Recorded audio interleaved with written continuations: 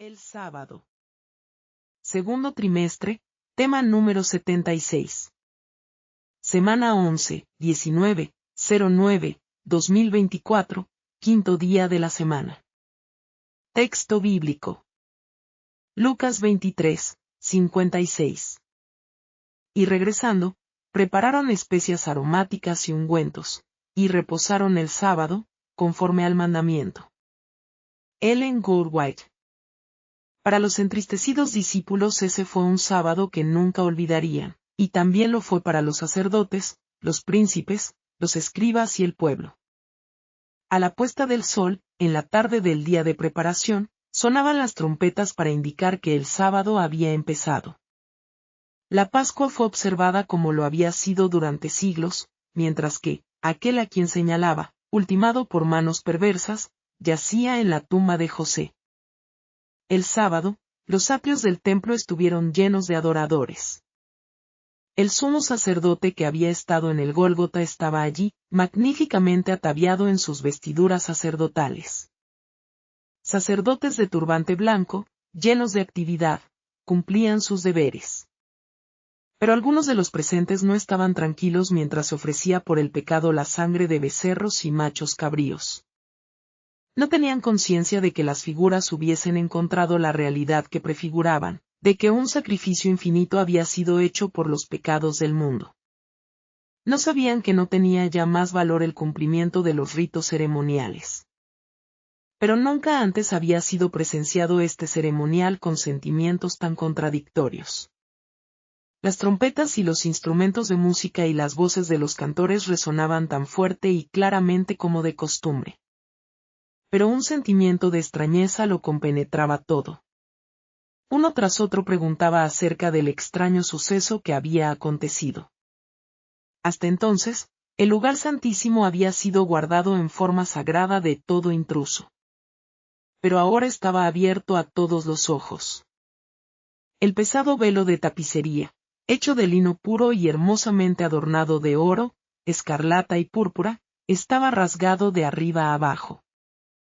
El lugar donde Jehová se encontraba con el sumo sacerdote, para comunicar su gloria, el lugar que había sido la cámara de audiencia sagrada de Dios, estaba abierto a todo ojo, ya no era reconocido por el Señor.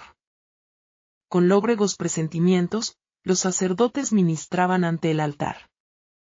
La exposición del misterio sagrado del lugar santísimo les hacía temer que sobreviniera alguna calamidad. Testimonio, 06-05-2017. Vayan ustedes mismos.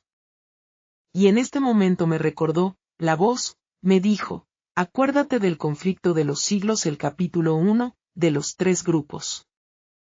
El primer grupo se dieron cuenta cuando sucedió la señal, en el año 67, que vino Sestio Galo y rodeó la ciudad. Estaban en la fiesta de los tabernáculos. Y entonces, Dios había dicho que, cuando la ciudad se viera rodeada, pues, era la señal para huir a los montes.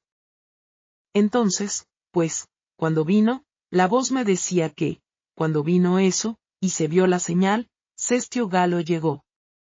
Que me recordara que había 3 grupos, que se formaron 3 grupos. Los que se dieron cuenta y dijeron, ok, se cumplió la señal y, pues, tenemos que velar el momento en que el Señor abra la puerta y nos vamos.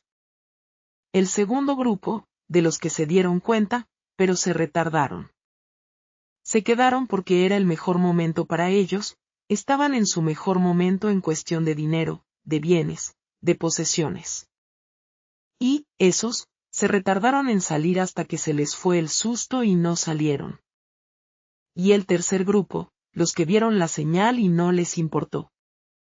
Sino que se envalentonaron y salieron, y persiguieron, al bando contrario, que fue la escuadrilla de Sestio Galo. Y les dieron muerte a muchos de los soldados. En estos, pues, estuvieron más los dirigentes. Y me estaban acordando esto, del capítulo 1 del conflicto de los siglos, que allí lo podemos ver. Entonces, la voz me dice, ¿cuál tú crees que fue el grupo que se salvó?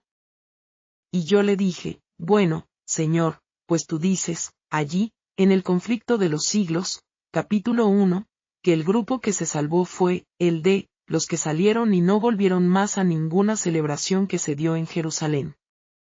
Hasta que, en el año 70, en el momento de la Pascua, vino el general Tito y, entonces, ahí sí fue el fin de Jerusalén. Y me dijo, haz tú lo mismo. Y cuando me dijo, haz tú lo mismo, yo estaba con unas ganas de levantarme y salir corriendo. Pero, ahí estaba, atrapada, porque había llevado una familia que era visita. No visita de que no son de la iglesia, sino visita de que nos estaban visitando a nosotros. Son adventistas y yo había ido ahí con ellos. Yo decía, Señor, pero, ¿cómo le hago? Pero, entonces, en ese momento, ya, por fin, la persona que iba a predicar se posicionó, como que ya iba a empezar a predicar, y, ya, paró el chiste que traía. Yo, como que, de repente, como que ya dejé de escucharlo y comencé a escuchar esta voz que me repetía versículos. Y lo primero que me dijo fue, Jeremías 25, 32 al 38. Y después me dijo, 1 Tesalonicenses 4, 3. Después, la voz me siguió diciendo, Isaías 24, 5. Después, me dictaron, Oseas 4, 9. Después, Filipenses 4, 5. Luego, 1 Corintios 4, 9. Después, Filipenses 3, 8. Y, luego, Romanos 3, 9. Después, Colosenses 3, 24.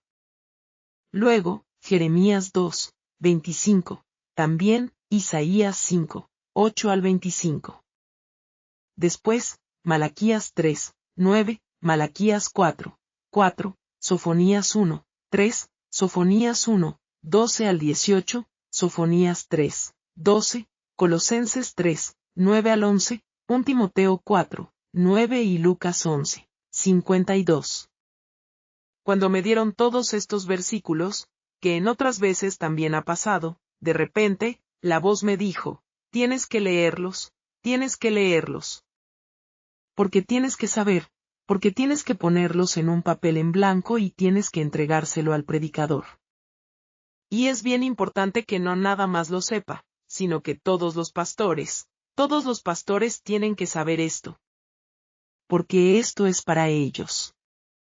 Y para que el pueblo, también, se dé cuenta de lo que está pasando, desde arriba hacia abajo.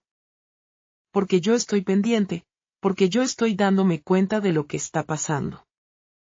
Así que, para mí, hermanos, fue bien triste. Porque tuve que escribir esto en un papel en blanco y entregárselo a la persona que estaba predicando, que de hecho era un pastor. Y es una persona que quiero muchísimo. Pero, bueno, el Señor me dijo que tenía que hacerlo, así que lo hice. Y yo espero que cuando ustedes lean estos versículos se den cuenta realmente de lo que está pasando. El Señor nos está haciendo un llamado. Nos está haciendo un llamado a la consagración.